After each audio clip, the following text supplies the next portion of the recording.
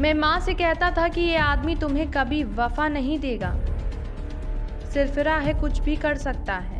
मैंने अपनी पत्नी को भी अकेले रहने पर कमरे में अंदर से कुंडी बंद कर रहने की हिदायत दी थी। मुझे अपने बाप पर विश्वास नहीं था। मेरी माँ और बहनों ने क्या बिगाड़ा था जालिम बाप का?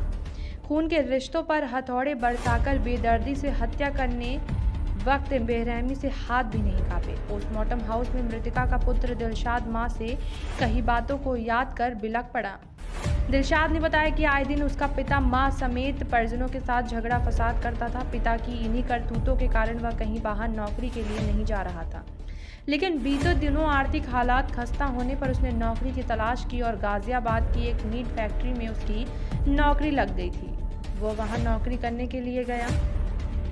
जी हाँ, बुलंदशहर में रो रो कर बेटा बेहाल बोला, माँ और बहनों ने क्या बिगाड़ा था जालिम बाप का, मारते वक्त नहीं कांपे हाथ।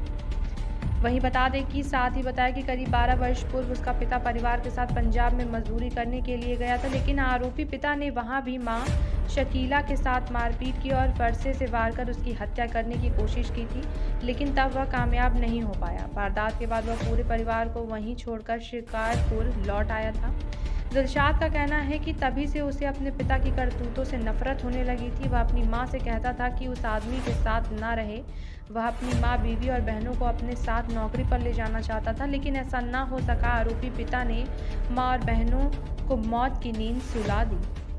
वहीं दिलशाद ने बताया कि उसकी बहनें शादी लायक हो चली थी। वह जल्द ही अपनी 2 बड़ी बहनों की शादी करने की योजना बना रहा था। वहीं कुछ जगहों पर उसने लड़के भी देखे थे जहां बातचीत भी चल रही, लेकिन बहनों को दुल्हन बनने से पहले ही वह उनके जनाजे को कंधा दे रहा है। पीड़ित पुत्र का कहना है कि अपने पिता पर उसे बिल्कुल भी भरोसा नहीं था। वह जल्द ही इन सब को अपने साथ ले जाने की योजना भी बना रहा था।